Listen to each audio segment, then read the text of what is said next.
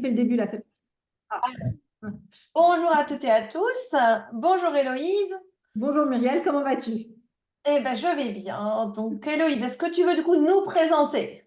Écoute, avec plaisir, quoi. Te présenter également? Bah, présenter notre duo en fait. Ah oui, bah écoute, on a le meilleur duo. Je pense que c'est un duo de choc parce que en fait, on va vous proposer une analyse transversale, à la fois juridique et psychologique, d'une relation avec un PL. Et donc, tout notre objectif dans notre travail aujourd'hui, c'est finalement de communiquer sur les différentes étapes d'une relation avec un PL, de la rencontre à la rupture, après les enfants, même 20 ans après la rupture, pour vous dire ce que vous allez ressentir, comment anticiper, comment se préparer, si tant est qu'on puisse se préparer. Mais je dis toujours que si vous connaissez ce qui va se passer, si vous savez ce qui va se passer, vous serez quand même mieux préparé.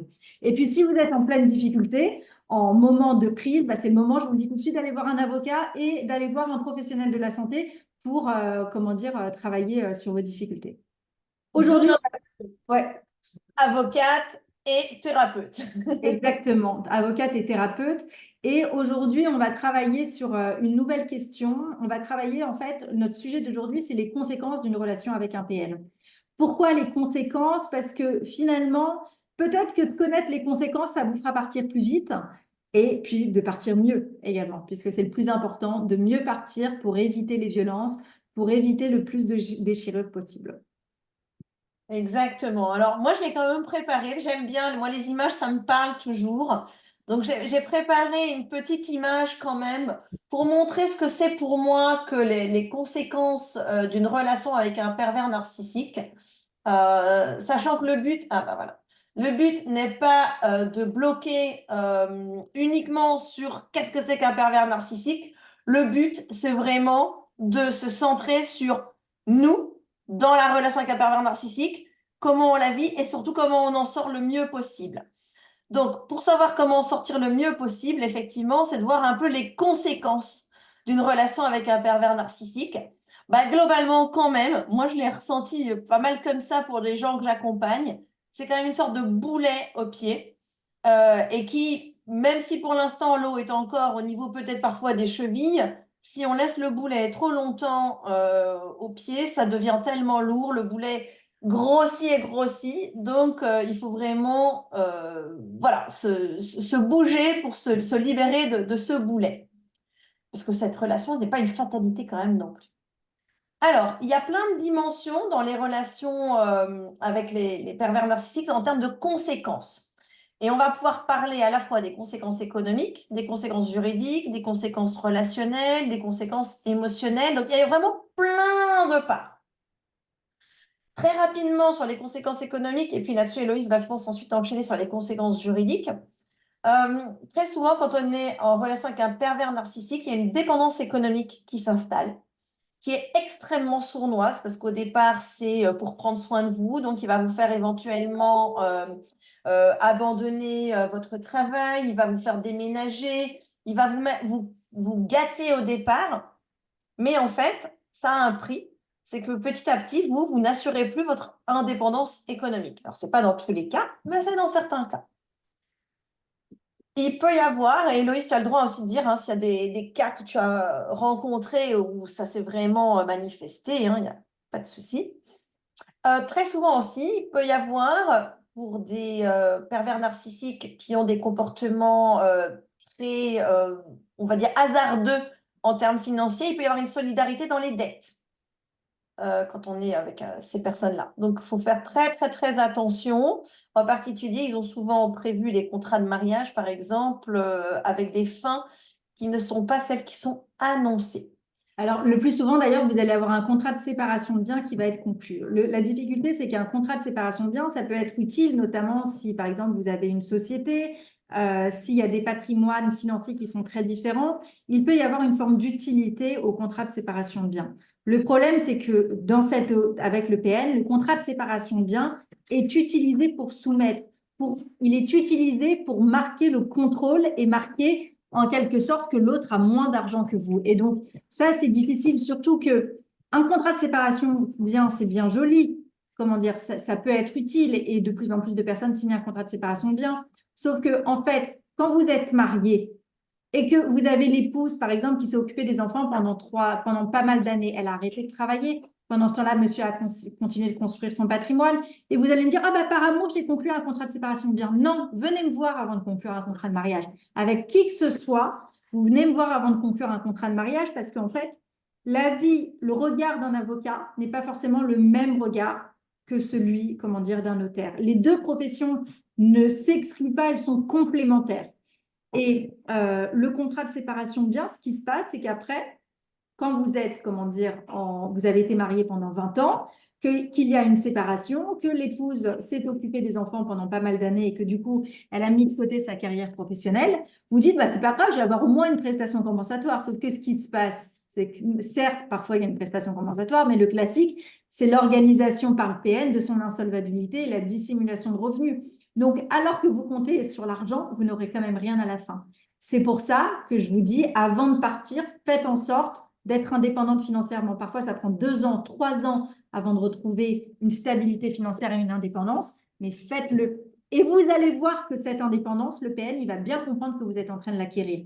Parce qu'il va tout faire pour vous dire, attention, ce serait peut-être bien que, voilà, on a peut-être un projet d'enfant, ce serait peut-être bien que tu ralentisses, que tu prennes davantage soin de la famille. Tu vois, notre enfant, s'il va pas bien, c'est parce que tu travailles trop aujourd'hui. Donc, ce serait bien aujourd'hui. En plus, tu es fatigué, tu vois bien que c'est trop pour toi. Tu vois bien, moi, que j'ai de l'argent. Sauf que ce que je vois après, c'est des femmes qui, parfois, me voient et me disent, j'ai même plus d'argent pour m'acheter une serviette hygiénique. J'ai eu un dossier comme ça où l'épouse allait faire à manger au fond du jardin pour cuire avec comment dire, un chaudron où elle faisait elle-même le feu dans le fond du jardin pour se faire à manger.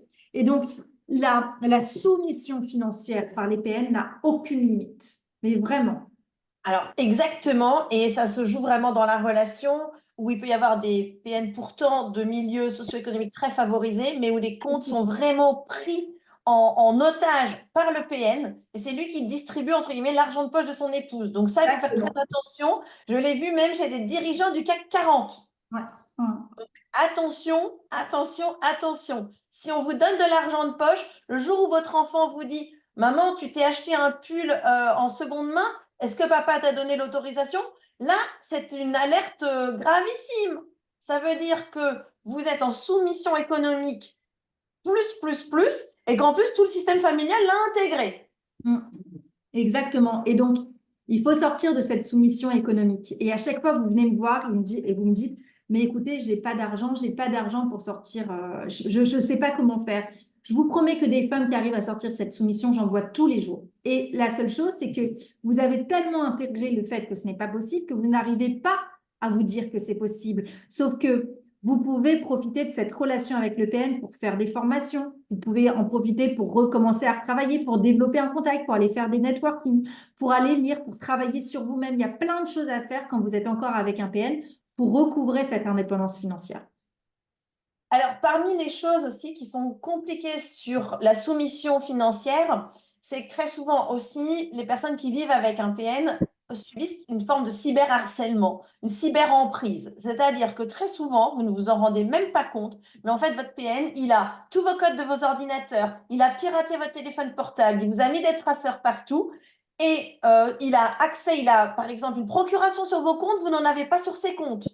Et ça, il faut faire très, très, très, très, très attention. Et ça va faire partie des choses à dénouer avant d'annoncer la séparation. C'est-à-dire qu'en fait, avant d'annoncer la séparation à un moment, il va falloir enlever toutes les procurations du conjoint sur ses propres comptes et il va falloir vraiment essayer de se faire sa propre petite, son îlot de sécurité aussi informatique. Oui, et sur le cyberharcèlement, le code de votre téléphone portable, le code pour accéder à vos mails, pour accéder à la CAF, pour accéder aux impôts, tous ces codes, il faut que vous les ayez et surtout, vous ne les communiquez pas. Et le discours qu'ils vont adopter, c'est mais attends, on est une famille, tu peux me faire confiance, on doit tous dire. Alors non, on ne doit pas tous dire dans une relation. On a le droit d'avoir un jardin secret.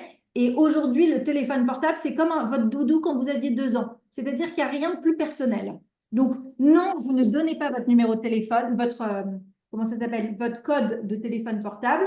Et moi, j'ai vu des dossiers, mais délirants, où les PN viennent en pleine nuit aller débloquer le téléphone ou viennent extraire le téléphone ou même vous volent votre téléphone pour Pendant le avoir... bain, pendant le bain aussi. Voilà, parce qu'ils sont au courant qu'il y a parfois des preuves sur le téléphone. C'est pour ça que quand vous venez travailler au cabinet, la première chose que je vous dis, c'est on crée un canal WhatsApp et vous nous envoyez tout.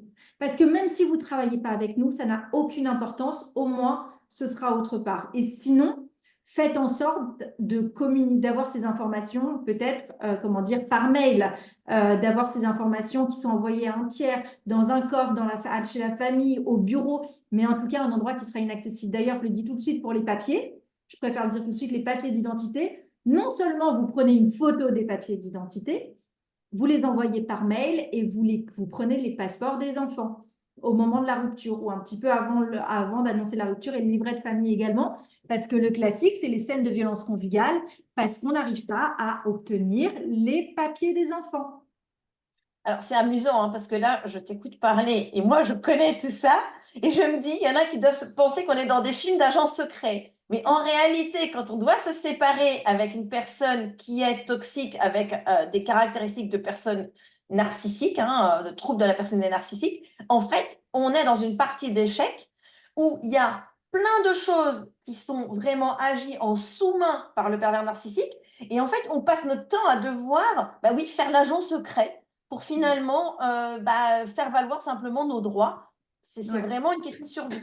Et vous voyez là, ce qui est encore plus difficile, c'est que si vous tombez sur un avocat qui n'a pas compris ce type de dossier, vous allez être mal conseillé. Donc, ce sera encore une peine supplémentaire puisque vous aurez juste une mauvaise décision.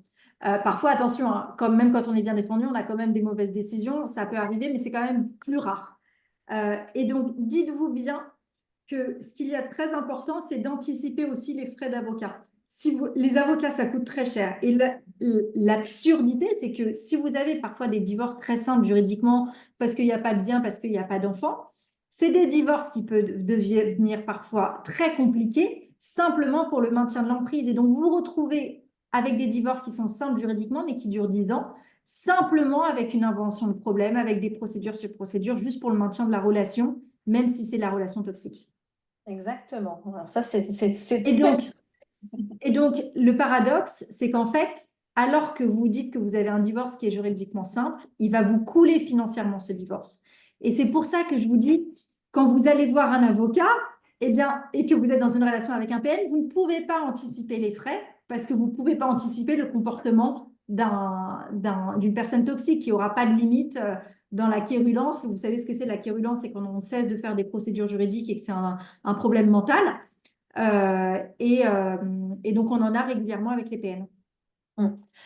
Alors, parmi les autres conséquences, votre plan de vie va être sans dessus-dessous. C'est-à-dire qu'en fait, vous aviez imaginé un certain nombre de choses, des étapes. C'est-à-dire que vous vous êtes dit, bah voilà, ça y est, soit j'ai la bague au doigt, soit j'ai l'enfant, et a priori, mon plan de vie, c'est ça va être de faire équipe avec un partenaire pour de nombreuses années. Puis là, votre plan de vie va être sans dessus-dessous. Ça peut être parfois très embêtant. Parce que si par exemple le pervers narcissique vous a fait déménager plein de fois pour son travail, en particulier à l'étranger, que vous n'avez plus du coup de carrière, vous n'avez pas non plus de retraite, eh ben, il va falloir à un moment accepter, en anglais on appelle ça cut your losses. C'est comme un joueur, quand il a en fait trop investi, à un moment il faut qu'il arrête de continuer d'investir dans cette relation, parce que plus il va le faire, plus il va perdre. Donc il y a un moment où il faut accepter d'engranger ses pertes, entre guillemets, et les limiter le plus possible en allant voir justement une avocate comme Héloïse. Mais il y a un moment où il va falloir aussi accepter qu'on ne pourra pas tout récupérer. Et c'est pour ça que je dis, ne vous trompez pas de priorité. La priorité, à un moment, c'est pas les biens. À un moment, la priorité, c'est pas forcément l'éducation de votre enfant. La priorité, c'est d'abord vous. Et comment dire, c'est ce que je dis, faites pas tout pour rester dans le domicile conjugal, même si c'est une faute juridiquement de partir du domicile conjugal quand on n'a pas de preuve des violences. Le plus important, c'est de partir en étant sain, puisque les conséquences d'un abandon du domicile conjugal seront finalement assez faibles. Ok, vous aurez un divorce pour faute, mais vous n'allez pas être condamné à 50 000 euros de dommages et intérêts parce que vous avez quitté le domicile conjugal. La plupart du temps, ça va être ridicule. Donc, moi, ce que je vous dis, vous ne trompez pas de priorité. La priorité, c'est vous, aller de mieux en mieux, se reposer, être calme, être comme un sportif de haut niveau qui va s'apprêter à quitter quelqu'un avec une forme de combat. et deux, protéger vos enfants. Et donc, ne pensez pas, je l'ai vu dans des dossiers, ne pensez pas que l'école est plus importante. Le plus important, c'est un, vous-même, et deux, les enfants, et partir dans un environnement sain, quitte à ce que les enfants soient déscolarisés pendant quelques semaines pour les mettre ensuite dans une autre école, quitte à faire une autre procédure.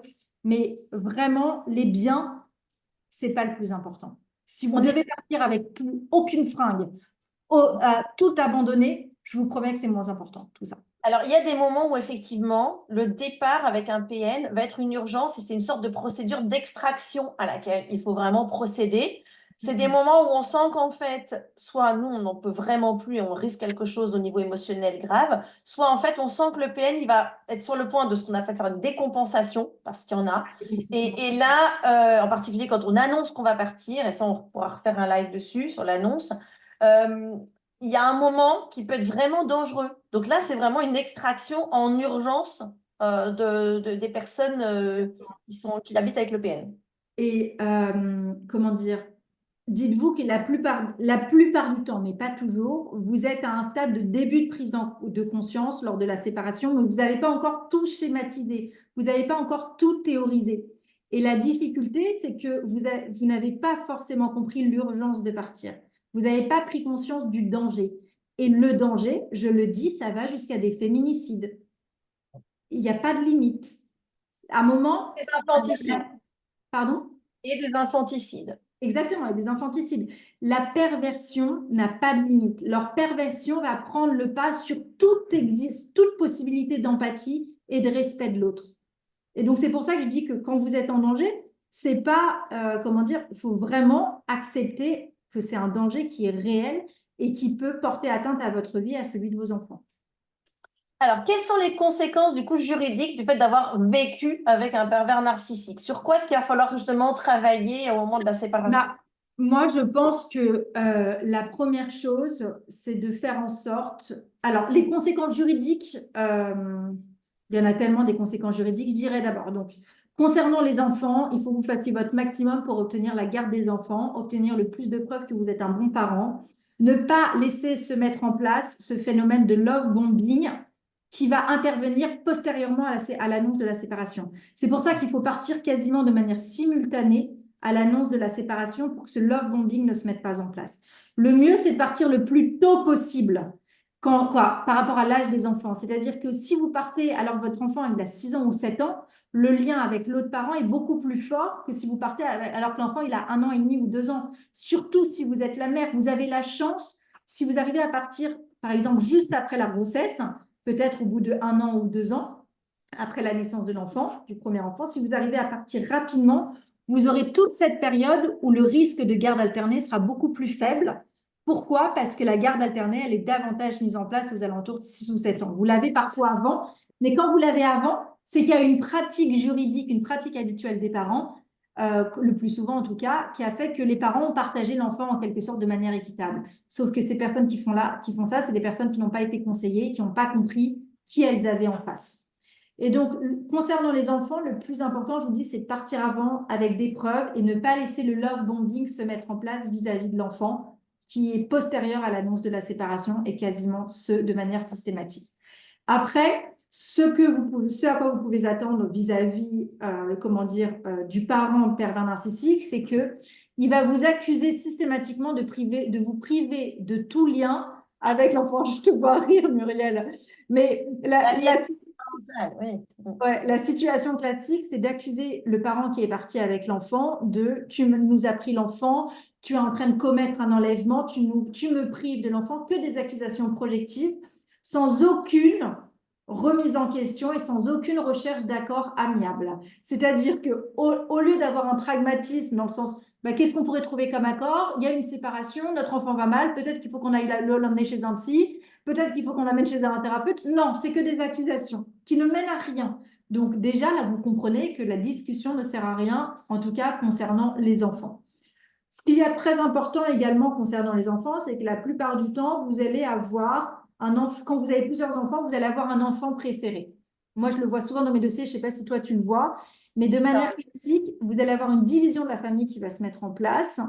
Et ce que je dis toujours, partez avant que cette division se mette en place, parce que l'objectif du parent PN, par la suite, Il ne le dit pas, mais en tout cas, son objectif, c'est d'avoir une division au point que chacun des parents ait son enfant attribué, en quelque sorte.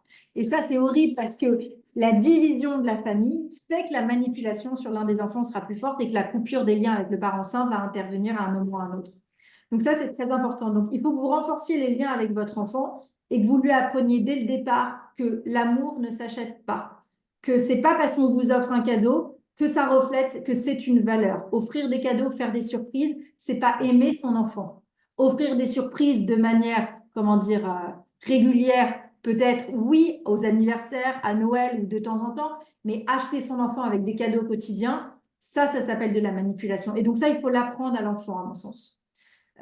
Donc ça, c'est sur ça. Sur la question de la pension alimentaire, bon, bah écoutez, il vous donnera le moins possible. Si vous avez un partage par moitié des frais, dites-vous que de toute façon, il vous dira oui, tu n'as pas respecté mon autorité parentale pour ces frais, tu ne m'as pas appelé, même si c'est 20 euros et qu'il gagne 30 000 euros par mois. C'est pas une question d'argent. C'est simplement une manière de vous rappeler que vous êtes toute seule, que vous allez vous débrouiller, que vous n'êtes rien, et un point, c'est tout. Que Et vous n'êtes rien. Ça, je crois que vraiment, c'est la phrase qu'il faut retenir, c'est vous n'êtes rien. n'être rien, ouais, c'est horrible, hein, c'est ça. Donc, la pension alimentaire, je vous en ai parlé. La garde, je vous en ai parlé. Est-ce que tu as des éléments à ajouter sur ça?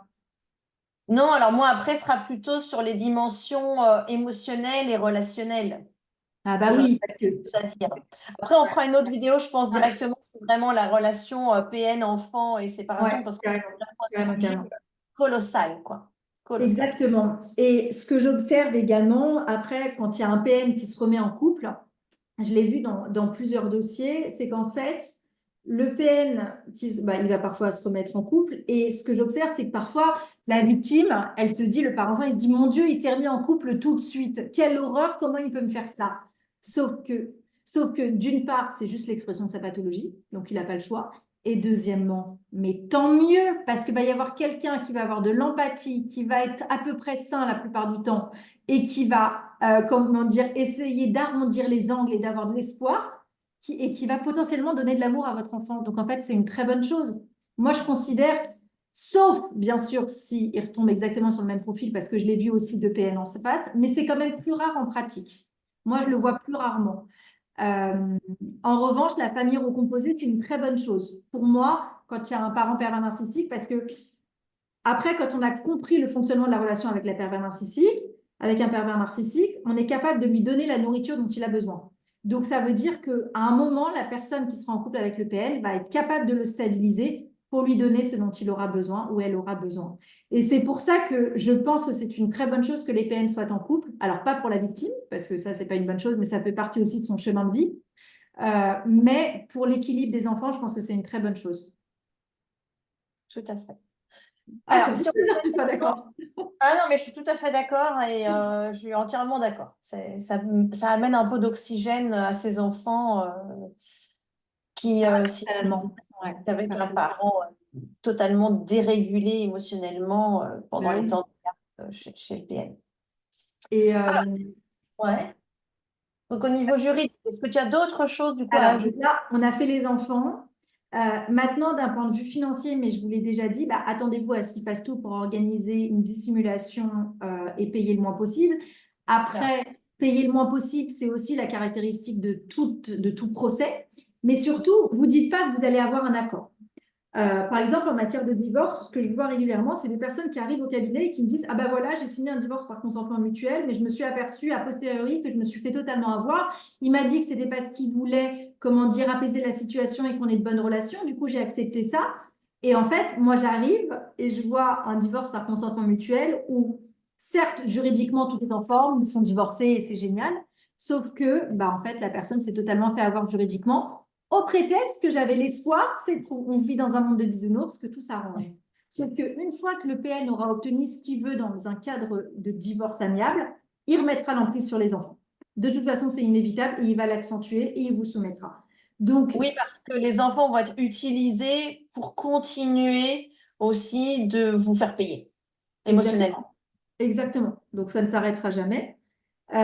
Et donc, le divorce par consentement mutuel avec un PN, sur le principe, pourquoi pas. Mais il y a quasiment aucune chance que vous trouviez un accord qui soit en votre faveur.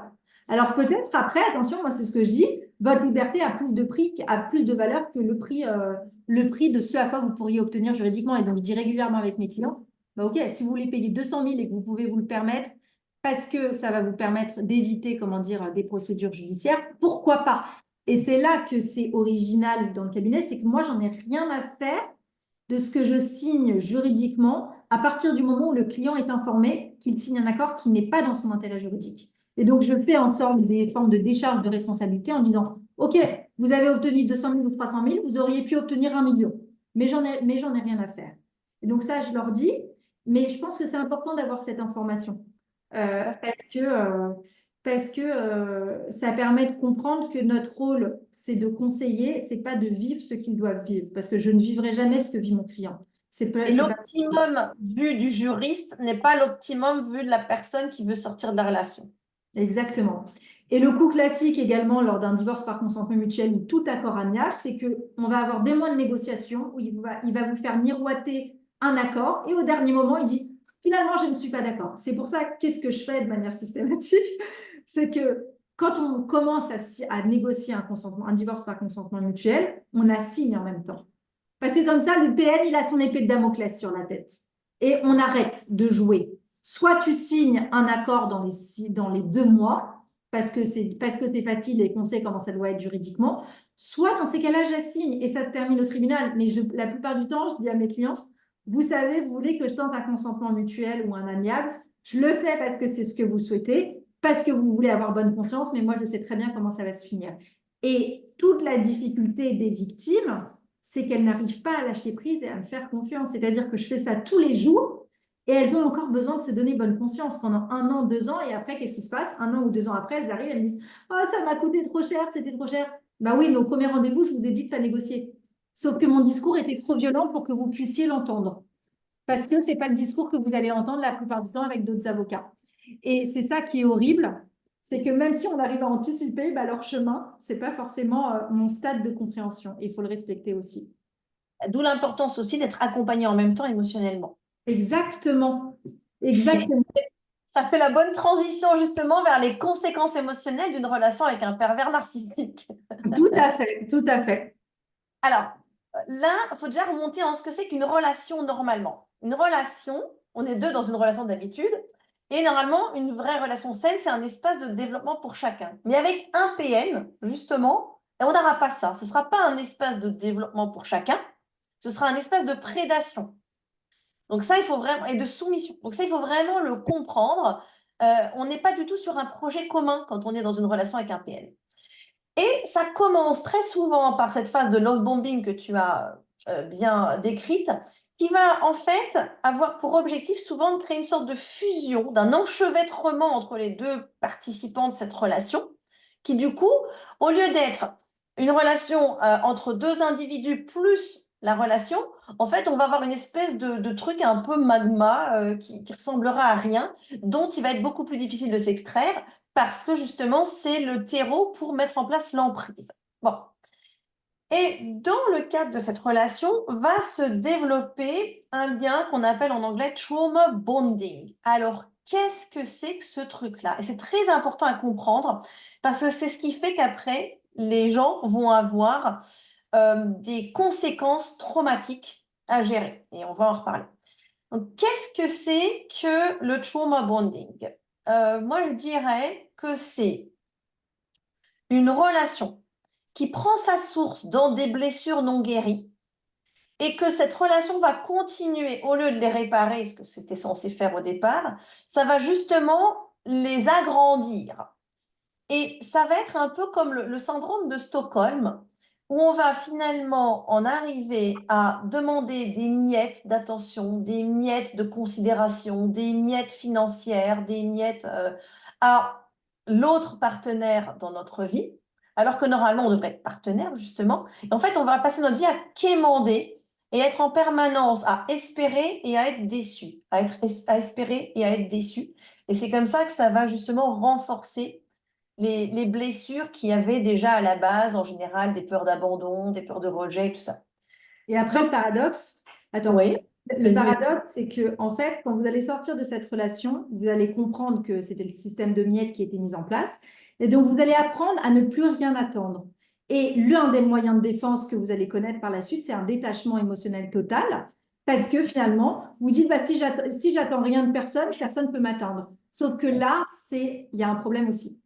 On est dans la dissociation dans ces cas-là et c'est pas très bon non plus. Exactement. On est bien d'accord et on le retrouve souvent chez les gens qui ont vécu ça. Et alors, il faut savoir que donc, cette traumatisation, cette retraumatisation du traumatisme d'origine, en fait, elle va prendre place tout le temps pendant la relation. Elle va même pouvoir continuer encore après la rupture par un traitement silencieux, par le fait d'envoyer des personnes continuer à vous retraumatiser, à vous faire croire que ça va s'arranger, puis ça ne s'arrange pas. Enfin, donc cette traumatisation, elle va pouvoir continuer et elle va créer ce qu'on appelle un syndrome de stress post-traumatique complexe et qui est très sournois parce que quand les gens vivent un trauma flagrant, c'est-à-dire il y a un deuil, un décès brutal, il y a un viol, en général, il y a un trauma qui est objectif et on va traiter ce trauma-là. Or, dans les relations avec les pervers narcissiques et ce lien traumatique qui se tisse, en fait, ça va être des micro-traumas permanents. Et c'est pour ça que les psychologues, ils ont inventé ce terme de syndrome de stress post-traumatique complexe parce que l'événement traumatisant va durer longtemps, va se répéter sans que la personne puisse fuir, comprendre et se protéger. Voilà. Donc c'est Et vraiment très, très problématique. Et tout comme dans le syndrome de Stockholm, en fait, dès que dans ce processus de je te donne pas, je te donne, je te donne pas, je te donne, je te donne pas, dans la négociation des miettes, on va dire, eh bien, en fait, ça va déclencher un processus chimique et une sorte d'addiction au moment de soulagement. Et les moments de soulagement, au départ, ça va être effectivement quand on va recevoir quelque chose de positif. Et puis petit à petit, ça va être simplement, oh, aujourd'hui, il m'a pas tapé, alors je suis soulagée. Et notre corps va déclencher des hormones de bien-être et de bonheur simplement parce qu'on n'aura pas été puni, parce qu'on n'aura pas été tapé. c'est du délire. Donc c'est là qu'on se rend compte, en fait, de la gravité de l'état dans lequel sont les victimes de syndrome de stress post-traumatique complexe. Ouais, tout à fait. Et finalement, c'est la prise de conscience et la théorisation qui permettent d'avancer pour les victimes. Oui, alors ça, moi, c'est ce que j'utilise toujours comme première étape pour aider les gens à en sortir. C'est que moi, je considère qu'il y a toujours une première étape de compréhension. Alors, il y en a qui me disent, ouais, mais pourquoi la compréhension? Pourquoi est-ce qu'on a besoin de comprendre? Je dis, parce qu'en fait, vous avez passé des années à être dans une dissonance cognitive. C'est-à-dire qu'en fait, pour éviter de voir ce qui se passait, vous avez utilisé des mécanismes de protection qui étaient issus d'une mécanisme de survie. Vous avez justifié les comportements de l'autre, vous les avez rationalisés en disant que c'était pas si grave et tout ça. Et en fait, vous êtes dans une sorte de confusion mentale quand vous êtes dans ces relations-là. Donc, pour sortir de cette confusion mentale et pour vraiment prendre la dimension de la situation, il y a une première étape qui est essentielle, c'est de faire une sorte de cartographie de ce qui s'est passé. Hein, c'est vraiment de comprendre les rouages. Et quand là, on voit tout, quand on décode, on aide à décoder tout ce qui s'est passé. C'est-à-dire qu'en fait, chaque événement est associé vraiment à un acte très codifié chez le pervers, parce que même si chaque pervers est spécifique, même si chaque relation est spécifique, il y a en fait des fonctionnements qu'on retrouve dans toutes les relations avec les pervers narcissiques. Il y a des étapes clés, il y a des techniques de manipulation qu'on retrouve dans toutes les étapes. Et il y a aussi chez la victime du pervers narcissique, parce qu'au début, il faut vraiment parler de victime, quitte après surtout à en sortir, il y a aussi des comportements émotionnels, réactionnels, qu'on retrouve tout le temps. Hein. Comme Donc, quoi, par exemple? en fait, par exemple, la peur de ce qu'on appelle le crap en anglais, la peur de la critique, la peur du rejet, la peur de l'abandon, la peur de la punition. Tout ça, on le retrouve très souvent chez les gens qui sont en couple avec des pervers narcissiques. Et ça ne veut pas dire que ce pas des gens qui ont une certaine force et tout ça. C'est juste qu'il y a certaines blessures émotionnelles qui font que, dans certaines situations, la peur de la critique, la peur du rejet, la peur de l'abandon, la peur de la punition vont être trop forte. Et ça ne veut pas dire que, par exemple, ça ne va pas être des gens qui, d'un point de vue professionnel, vont pas être brillants. C'est pas vrai. Ça n'a rien à Hein. voir. Ouais. Exactement. On va retrouver des victimes de pervers narcissiques, y compris chez des gens qui ont par ailleurs une très grande force de caractère. D'ailleurs, s'il n'y avait pas cette très grande force de caractère, le pervers narcissique ne viendrait pas faire cette prédation parce qu'en fait, ce qu'il cherche, c'est s'approprier les qualités de l'autre, soit en les faisant miroiter en disant, t'as vu comme mon conjoint est extraordinaire, du coup, je suis forcément une personne extraordinaire, soit après se dire, je vais les aspirer par succion et moi-même en être détenteur, ce qui n'existe pas évidemment. Et donc, il y a une faille chez les partenaires qui fait que le pervers narcissique va pouvoir jouer sur ces différentes peurs, sur des croyances limitantes que la personne va avoir à propos d'elle-même et va les renforcer, hein, d'où ce trauma bonding qui se perpétue. Et Et c'est du coup, d'ailleurs, les pardon. conséquences, c'est ce Ouais. syndrome de stress post-traumatique complexe. Ouais. Plusieurs observations à faire. Déjà, quand vous commencez à prendre conscience de la relation avec le PN, ce que vous dites, bah, je vais aller voir un thérapeute pour essayer d'avancer et comprendre quel est le problème. En tout cas, c'est assez fréquent. Et quand vous Mm. faites ça au cours de la relation, le PN ne le supporte pas. Il va vous dire, pourquoi tu vas aller voir quelqu'un, mais tu n'en as pas besoin, tu n'as pas de problème, tu t'inventes des problèmes. Donc, ils vont tout faire pour vous éloigner de ça. Pareil avec l'enfant pour la suite. Ils vont trouver des stratagèmes pour faire croire en justice qu'il y a un parent, qu'ils sont le parent qui souhaite mettre l'enfant chez le psy, alors qu'en fait, ils vont mettre en place plein de stratagèmes pour que cet accompagnement psy ne fonctionne pas bien.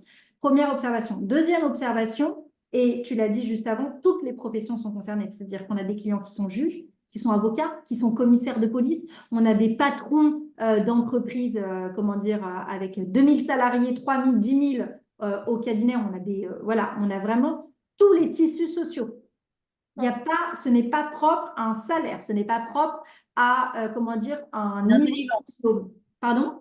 Et pas propre non plus à une intelligence. Non, absolument pas. Donc ça, à mon sens, c'est important de le dire. Et troisième point sur lequel je voulais revenir, tu sais, tu parlais un peu de la peur des critiques, de l'abandon. J'avais envie d'ajouter aussi, c'est l'infantilisation qui a été mise en place tout au long de la relation, qui perdure encore après la relation. Et comment elle perdure après la relation? Elle perdure avec des mails et des écrits qui disent, mais t'arrives même pas à faire ça, mais tu as vu que le petit, il est dans cet état-là, mais comment il a pu avoir 5 à l'école? Mais mon Dieu, il faut placer l'enfant si ton enfant a des mauvaises notes à l'école. Mais ils ont, comment dire, une forme de culpabilisation vis-à-vis de l'autre parent qu'ils essaient de maintenir par la suite. Et Tout la à fait. meilleure chose à faire en tant que parent, c'est vous voyez ça, moi c'est ce que je conseille à mes clients, vous répondez croix, harcèlement, et vous arrêtez de répondre.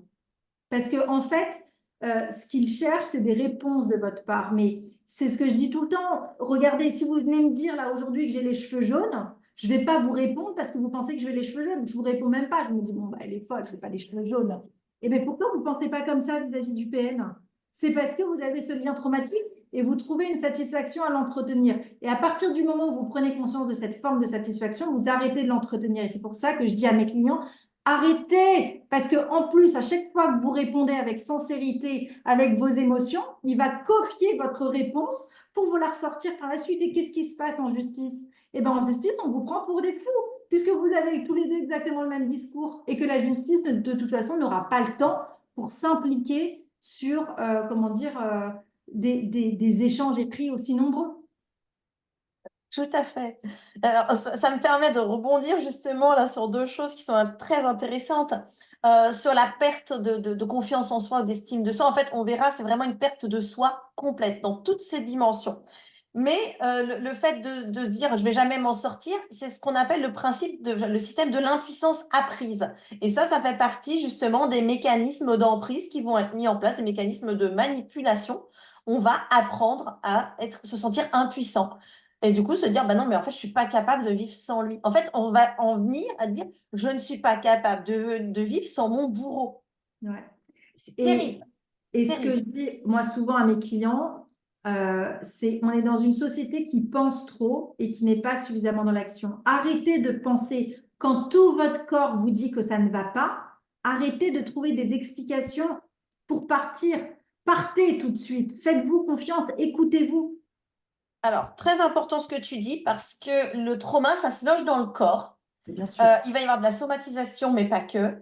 Et il va y avoir également des déclenchements de maladies auto-immunes. Pourquoi? Parce qu'en fait, au lieu de réagir face à l'agression extérieure en disant, écoute, là, ça suffit, en fait, on va retourner nous-mêmes l'agression contre soi en disant, mais prends sur toi, ça va passer, non, mais t'as raison, t'es nul. En fait, on va intérioriser plein de choses. Et en réalité, le corps, bah déjà, il va stocker le trauma. Donc, il va falloir après le déstocker vraiment. Est-ce que tu parlais de MDR à un moment?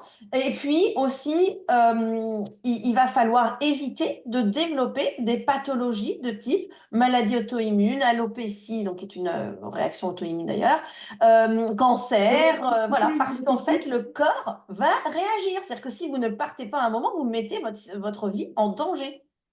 Tout à fait. Tout à fait. Et alors, sur la relation avec les psys, parce que tu disais tout à l'heure, oui, il va pas du tout être content quand vous allez entreprendre une thérapie. Alors, c'est pareil, il va pas du tout être content non plus si vous vous mettez à la méditation, si vous vous mettez à aller fréquenter un lieu de culte, parce qu'en fait, ce sont des choses qui vont vous permettre de sortir un petit peu de la dissonance cognitive. Donc ça, ils vont pas du tout aimer. Et alors, les choses les plus embêtantes qu'on peut voir aussi avec les pervers narcissiques, donc ils vont pas aimer que vous trouviez des soutiens à l'extérieur, mais il y a deux choses à éviter surtout. C'est éviter qu'à un moment, ils vous fassent hospitaliser pour folie, et ça arrive très fréquemment. Ah oui, ça, je l'ai dans Il les va- dossiers. Je vais vous en parler, ça. Attendez. Ouais. Non, mais malheureusement, ça arrive très Je fréquemment. sais. Là, il va vous faire interner, et donc là, vous allez vous sentir encore plus inapte à reprendre votre vie en main. Et on le voit fréquemment dans les relations avec les pervers narcissiques. Pas Et que des l'autre chose, il va vous hospitalisations, hein. proposer éventuellement à un moment une thérapie de couple. Alors ça, on évite. On part tout de suite parce qu'une J'ai thérapie de couple l'impression. avec un pervers narcissique, c'est un vrai sketch. C'est quand même bizarre, hein, parce que pour ceux qui commencent à nous suivre, c'est que le deuxième live qu'on fait ensemble, et j'ai l'impression de m'entendre quand je suis en train de parler avec Muriel. Donc c'est hallucinant. Sur C'est la ça. question de l'hospitalisation, alors ça ne va pas forcément jusqu'à l'hospitalisation, mais ce que j'ai vu dans plusieurs dossiers, mais horrible, c'est qu'en fait les pressions faites par le PN sont tellement fortes que la personne en vient à quitter le domicile, à partir sans les enfants et à partir parfois pendant plusieurs mois, plusieurs années. Qu'est-ce qui se passe? Il y a un abandon des enfants. Imaginez pendant toute cette période le pouvoir d'emprise du parent vis-à-vis des enfants. Mais c'est irrattrapable. Quand il y a un parent un parent sain qui laisse ses enfants au PN pendant 10 ans, si j'en ai des dossiers avec 50, 6 ans, 7 ans, 10 ans, c'est irrattrapable. Moi, j'entends des personnes qui disent oui, on peut toujours rattraper. J'en suis pas convaincue, hein. J'en suis pas convaincue du tout. Donc ça, c'est le premier point. Et le deuxième point également, c'est que sinon, ils vous poussent dans la dépression. Et qu'est-ce qui se passe dans les dossiers? C'est qu'ils vous poussent. Alors, c'est pas qu'ils vous poussent, c'est plus complexe parce que. Oui, je Mais comprends. quand vous êtes en dépression et ils abusent de cette situation de dépression pour avoir des preuves, pour prendre des photos de vos médicaments. Ils abusent de cette situation pour avoir des preuves écrites des échanges, alors ça va mieux. Par exemple, tu étais incapable de te lever ce matin pour t'occuper des enfants et je vais avoir ça en justice. Je vais avoir des tels textos en justice qui montrent que la personne, l'autre parent, est tellement mal qu'il ne peut même pas s'occuper des enfants parce qu'il est en dépression, il va plus travailler, il s'occupe plus des enfants, il est totalement, comment dire, bah voilà, dans une phase délicate de sa vie. Et donc, ils n'auront aucune limite pour utiliser le fait que vous avez été en dépression, hospitalisé d'office, et on va vous en parler. Il n'y aura pas de limite pour en parler en justice. Donc, ce que vous allez entendre à l'audience, c'est Madame le Président, voilà, j'entends bien entendu que les relations du parent avec des enfants avec le parent sont essentielles. Pour autant, comment ne pas s'interroger sur les difficultés émotionnelles rencontrées par Madame? Vous voyez quelqu'un qui a été hospitalisé, quelqu'un qui est en dépression, qui prend tel médicament, qui est incapable de se lever, alors forcément, j'ai des inquiétudes. Alors, je ne doute pas qu'un jour, elle ira mieux, mais c'est vrai qu'aujourd'hui, la justice devrait être invitée à plus de prudence aujourd'hui. Et donc, voilà le discours que je vais tenir, moi, si je défends le PL, quoique je ne sois pas forcément capable de l'identifier, et inversement, celui que je vais entendre. Et donc, c'est très difficile parce que vous recevez encore une lame quand vous êtes un parent et que vous avez votre ex qui vous dit ça. Alors, c'est vraiment parfait ce que tu dis parce qu'en fait, le PN, il va vous faire dysfonctionner pour lui pouvoir fonctionner. C'est ça, ouais, c'est ça. Donc, du coup, et il va vous disqualifier en tant qu'individu autonome. Et après, vous allez intérioriser, ce que je disais, l'impuissance apprise, vous allez intérioriser le fait que vous êtes disqualifié pour être un individu autonome. Et donc, Bien vous devez rester vivre avec votre bourreau. C'est un truc de fou. Un truc de fou. Et c'est le fameux, là, t'arrêtes pas de parler de bourreau, on parle de bourreau, de victime. Faudra qu'on fasse une vidéo sur le triangle de Karpman parce que, en fait, à partir du moment où vous identifiez le rôle de chacun, c'est-à-dire, vous savez, si vous êtes soit dans un rôle de victime, de bourreau ou de sauveur, c'est que votre relation, elle va pas. Sauf que toute la société fonctionne sur ce triangle, c'est-à-dire que quand vous voyez les guerres, quand vous voyez des relations, des échanges dans les médias, quand vous lisez des articles de journaux, tout fonctionne comme ça. Donc, la société vous apprend que c'est une relation normale d'être dans un triangle de Karpman, bourreau, victime, sauveur, sauf que si votre relation est comme ça, elle est terminée. Et c'est pour ça que je vous dis, moi, je peux l'identifier rapidement, mais allez voir un thérapeute parce que sinon, vous allez reproduire exactement le même schéma après. Et d'ailleurs, là, on est quand même sur une vidéo sur les conséquences d'une relation avec un PN. J'ai quand même envie de parler d'un point essentiel, c'est que quand vous avez rompu et que vous êtes allé voir un psy, vous êtes dans une situation où vous avez perdu vos repères pour rencontrer quelqu'un à nouveau. Donc ça, c'est quand même délicat parce que finalement, vous voudriez avoir une relation saine de nouveau en étant en couple, sauf que vous vous apercevez que vous ne savez pas avoir une relation saine pour être en couple.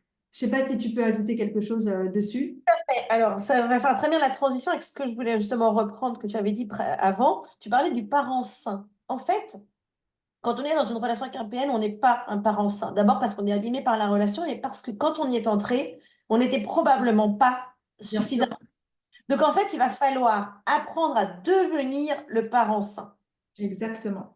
Exactement. Et c'est uniquement quand on devient un individu sain qu'on va pouvoir après entamer un processus de connexion saine à quelqu'un d'autre.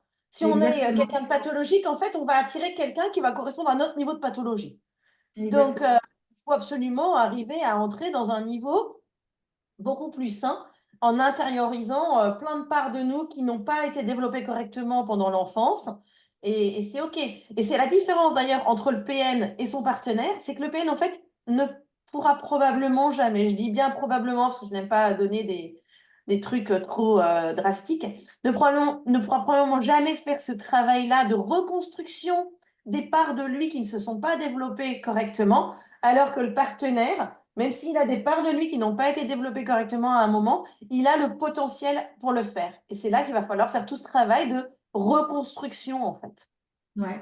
Et j'ai juste une question à te poser. Donc, tu sais, dans tout le travail post-relation avec un PN, quand la personne elle va retrouver une relation, tu me parlais tout à l'heure de dissociation.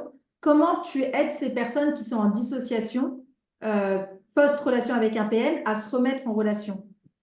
Alors, il faut y aller doucement. Parce qu'en fait, tant que le processus n'est pas... En fait, c'est un mode de protection. Bien sûr. Donc, il ne faut pas enlever la protection aux gens tant qu'ils ne sont pas prêts à l'accueillir. Il y a un concept en psychologie et en pédagogie qui est la zone proximale de développement. En gros, en pédagogie, on ne donne pas à un élève de CP un exercice de maths de terminale. C'est hors de sa zone de développement possible.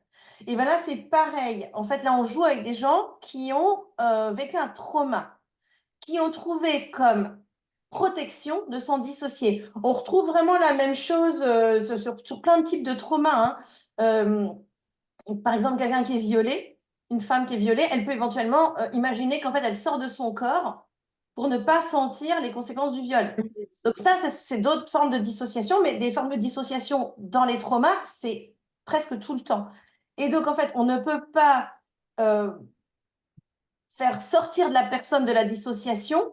C'est pas un objectif, ça va être en fait une conséquence de tout le travail d'élaboration du trauma et de sortie du trauma. Ça, c'est l'objectif entre guillemets à long terme aussi, mais c'est pas ah ben je vais te faire sortir de ta dissociation. Non, c'est un mécanisme de protection qui a été mis en place qu'on ne va pas faire sauter comme on fait sauter un bouchon de champagne, quoi. Non, on va travailler sur les différentes strates avec différentes approches pour dénouer les conséquences du trauma et ensuite pour reconstruire les parts de la personne. C'est presque comme un travail de reconstruction quand on a fait une ablation d'un membre. Il faut d'abord faire l'ablation et après on peut reconstruire. Donc là, l'ablation, ça va être quoi? Ça va être déjà de sortir de la relation et d'enlever, de détoxifier tout ce qui s'est installé malheureusement, qui a contaminé plein de parts émotionnelles de la personne. Et une fois qu'on a fait ça, on va pouvoir vraiment reconstruire, l'aider à trouver comment bâtir une bonne relation à soi sous tous ces aspects. Et j'ai une dernière question. Tu sais, moi, en tant qu'avocat, quand les clients arrivent au cabinet, que je fais le premier rendez-vous, j'arrive à peu près, on va dire à 80%, 90% à anticiper quel va être l'accord, à peu près ce qu'on va obtenir ou quelle sera la décision du juge. Est-ce que toi, quand tu reçois des clients, quoi, plutôt des patients dans ton cabinet, tu as cette même, alors je ne vais pas parler de voyance, mais cette même anticipation de ce qui va se passer et de ce qu'il faudrait mettre en place. Tu vois ce que je veux dire? Tu me fais sourire parce que je considère que c'est ma valeur ajoutée. C'est vrai? Ok, Tu me fais d'accord. sourire parce que globalement, en fait, ça va être vraiment de percevoir les différents leviers et de comprendre quel chemin cette personne va être susceptible de faire et de lui Ouais. proposer des outils. Après, le chemin, elle fera son propre chemin. Mais en attendant d'arriver vraiment effectivement c'est presque de l'ordre du subtil de comprendre ce qui est en train de se jouer dans la personne. Ouais, Ouais. ouais, je suis entièrement d'accord avec toi. Euh, est-ce qu'on a fait le tour, est-ce qu'on a fait Moi, je le tour pense des qu'on est pas compétences mal. Je pense qu'on est. euh, éducation, décision, procédure G, enlèvement d'enfant? Euh, Je peux peut-être rajouter une toute petite chose en fait sur pourquoi le PN ne pourra pas avancer et pourquoi son partenaire peut avancer. Il y a des choses dans la construction du moi, hein, qui vont se mettre en place ou pas. Et en particulier, par exemple, le pervers narcissique, il va pas pouvoir intégrer ce qu'on appelle la permanence de l'objet, c'est-à-dire la conscience que va développer l'enfant à un moment de son stade de développement, que les enfants qui l'entourent existent à l'extérieur de lui et aussi qu'ils continuent à exister s'ils ne sont pas en sa présence. Attends, c'est une Et- blague? Ils ont pas non, ça? non, C'est pas vrai. non, n'ayons pas ça. Mais c'est un enfant, il apprend ça, il commence à apprendre ça à 8 mois, à Mais 2 en ans. fait, c'est très précoce le problème de la construction d'un pervers narcissique, hein. C'est souvent avant les 2 ans, Oh, hein. A priori, ils n'ont pas la notion de permanence de l'objet. OK. non. A Est-ce priori, que ils du n'ont pas la coup, notion de permanence de l'objet. est-ce que du coup, l'enfant qui, par exemple, ça peut être un signe précoce d'un enfant PL, de voir un enfant, par exemple, de 4 5 ans qui n'a toujours pas compris ça. Alors là, tu me poses une vraie question compliquée pour moi qui suis aussi enseignante, hein, en particulier, je suis aussi enseignante en école primaire. C'est très compliqué parce que il faut pas non plus faire ce qu'on appelle des prophéties autoréalisatrices et voilà. Mais il y en a, je sens bien qu'il y a des choses qui sont pas intégrées. Alors, faut essayer d'espérer qu'il y a peut-être des choses qui vont pouvoir s'intégrer petit à petit, mais voilà. Voilà. Et parmi les autres choses qu'il n'a pas réussi à développer dans sa construction, c'est qu'il ne développe pas, alors comment ça s'appelle en anglais? Whole object relation, en français, whole object relations. En fait, il n'arrive pas à avoir une conception globale de la personne. Ils sont clivés. Voilà. Comme ils sont clivés, en fait, ils sont soit noirs, soit blancs, et nous, on est noirs ou blancs. Et ils n'arrivent pas à avoir une vision intégrée des personnes En fait, de façon stable, malgré des moments éventuellement avec des comportements différents. C'est-à-dire qu'en fait, c'est tout noir ou tout blanc. Ils sont clivés. ouais. Et ça fait partie des choses qui Et sont très c'est difficiles d'ailleurs à. c'est d'ailleurs l'une des raisons pour lesquelles, au cours de la relation, ce clivage empêche de voir les évolutions de la personne. Et c'est pour ça qu'ils se prennent comment dire, un tsunami du jour au lendemain parce qu'ils n'ont rien vu avant ou peu. C'est ça. Ils sont dans le déni, ils ont des processus de protection qui sont majeurs. Et en fait, c'est ça le problème. C'est ça qui rend la séparation très dangereuse. C'est qu'en fait, quand on va annoncer la séparation, c'est tout leur scénario illusoire qui est vital pour eux. Parce que sans ce truc-là, en fait, s'ils n'ont pas leur script, ils n'existent pas. Et le jour où ça s'écroule, ils n'ont plus rien auquel se rattraper. Et là, en fait, c'est catastrophique, c'est cataclysmique.